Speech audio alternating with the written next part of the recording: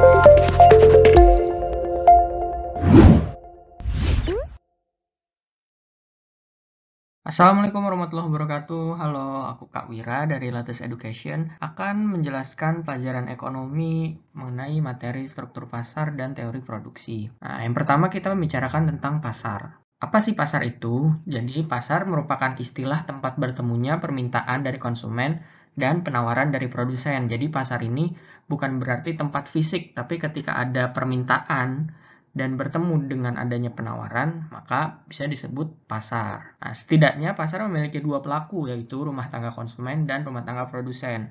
Bisa juga ditambah dengan pemerintah dan luar negeri apabila ekonominya terbuka. Nah, secara umum terbagi menjadi pasar barang atau output dan juga pasar faktor produksi atau input.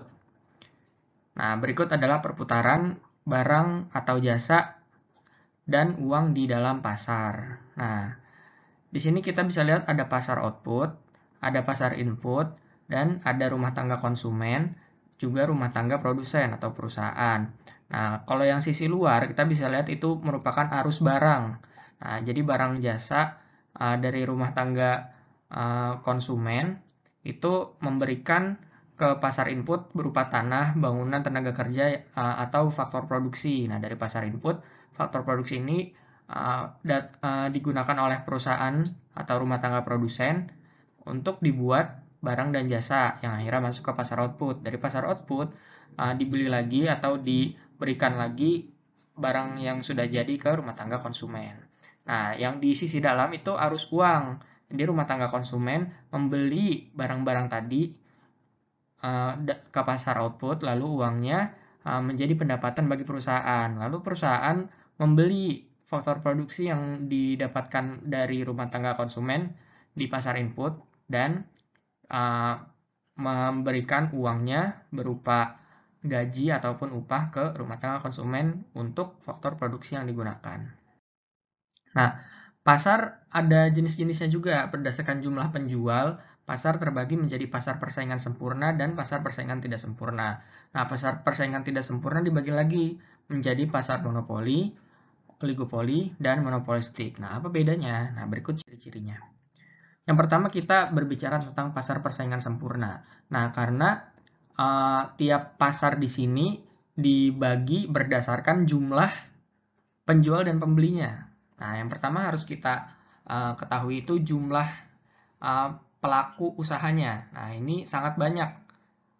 Karena sangat banyak, maka konsekuensinya ke ciri-ciri yang lain. Misalnya jenis barangnya itu homogen. Nah, di pasar persaingan sempurna hanya ada satu jenis barang. Lalu kemampuan menetapkan harga, karena perusahaannya sangat banyak, akhirnya tidak ada yang punya kemampuan untuk menetapkan harga. Karena semuanya memiliki kekuasaan yang sama gitu. Karena sangat banyak gitu. Lalu hambatan masuk dan keluar itu sangat kecil atau free entry dan exit. Dan free exit. Karena balik lagi, kenapa bisa sangat kecil hambatannya? Karena jumlah perusahaannya sangat banyak. Lalu syarat keseimbangannya, MR sama dengan MC, MR itu marginal revenue, MC marginal cost. Lalu P sama dengan D sama dengan MR sama dengan AR. Nah, bedanya di sini MR-nya atau marginal revenue-nya itu juga sama dengan AR. Kalau di pasar lain tidak. Lalu ketergantungan dengan pelaku lain tidak ada, karena tidak ada yang punya kekuasaan. Keseimbangan jangka panjang hanya memperoleh laba normal dan keseimbangan jangka pendek bisa memperoleh laba supernormal, laba normal, dan rugi minimum. Persaingan non harganya tidak ada, contohnya juga tidak ada. Nah, makanya dinamakan pasar persaingan sempurna karena bentuknya terlalu sempurna atau ya tidak bisa diwujudkan sebenarnya. Nah, ini merupakan kurva permintaan pasar persaingan sempurna. Nah, dia kurvanya elastis sempurna atau horizontal. Kenapa seperti itu? Karena harga di pasar persaingan sempurna itu cuma satu.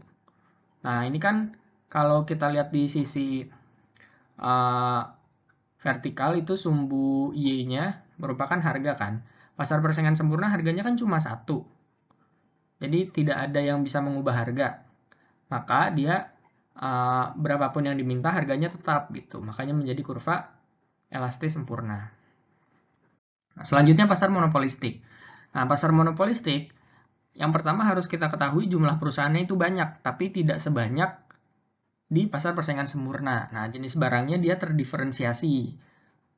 Jadi barangnya itu banyak macamnya. Lalu kemampuan menetapkan harganya kecil karena tadi jumlah perusahaan banyak.